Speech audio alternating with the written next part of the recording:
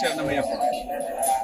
గత నవంబర్ 30న తెలంగాణ అసెంబ్లీకి జరిగిన ఎన్నికల్లో భాగంగా వికారాబాద్ నియోజకవర్గం నుండి కాంగ్రెస్ పార్టీ అభ్యర్థిగా గౌరవనీయులు మాజీ మంత్రివర్యులు శ్రీ గడ్డం ప్రసాద్ కుమార్ గారిని భారీ మెజార్టీతో గెలిపించినందుకు కోరిక మొక్కు తీర్చుకోవడానికి మర్పల్లి మండల కాంగ్రెస్ పార్టీ తరఫున ఈ వెంకటేశ్వర స్వామి తిరుమల సన్నిధికి రావడం జరిగింది. ఈ స్వామివారి ఆశీస్సులతో గత 2 పర్యాయాలు ఓడిపోయి ప్రజల్లో ఉన్న ప్రసాద్ కుమార్ గారు ఈసారి భారీ మేరలో గెలిపించినందుకు ప్రత్యేకంగా స్వామివారికి కృతజ్ఞతలు తెలియజేసుకుంటున్నాం. అలాగే ఎమ్మెల్యే గెలుపొందడంతో పాటు ముఖ్యమంత్రి రేవంత్ రెడ్డి గారు ప్రసాద్ కుమార్ గారికి మంచి ప్రాధాన్యత ఇచ్చి అసెంబ్లీ స్పీకర్ గా ఎన్నుకోవడం కూడా చాలా శుభపరిణామం.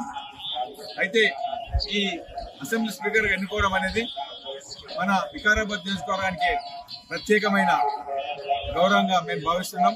రాబోయే రోజుల్లో వికారాబాద్ నియోజకవర్గంతో పాటు వికారాబాద్ జిల్లాను కూడా అన్ని రంగాల్లో కూడా అభివృద్ధి పరుస్తారని చెప్పేసి ఆశిస్తున్నాం.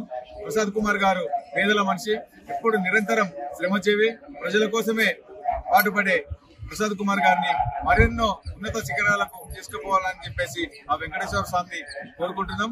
అలాగే ఇప్పుడు వికారాబాద్ నియోజకవర్గంతో పాటు వికారాబాద్ ఉమ్మడి రంగారెడ్డి జిల్లాలో కూడా కాంగ్రెస్ పార్టీ అభివృద్ధితో పాటు అన్ని రంగాల అభివృద్ధి సంక్షేమ కార్యక్రమాలతో పాటు పెద్ద ఎత్తున అభివృద్ధి కార్యక్రమాలు చేపడతారని చెప్పేసి ఆశిస్తున్నాం. వచ్చే పార్లమెంట్ ఎన్నికలతో పాటు స్థానిక ఎన్నికల్లో కూడా కాంగ్రెస్ పార్టీ విజయదుందు మోగించాలని కోరుకుంటూ ఆ తర్వాత మళ్ళీ మేము ఈ వెంకటేశ్వర సన్నిధికి వచ్చి మేము మళ్ళీ మొక్కు తీసుకుంటామని చెప్పి కోరుకుంటున్నాం. జై హింద్, జై కాంగ్రెస్.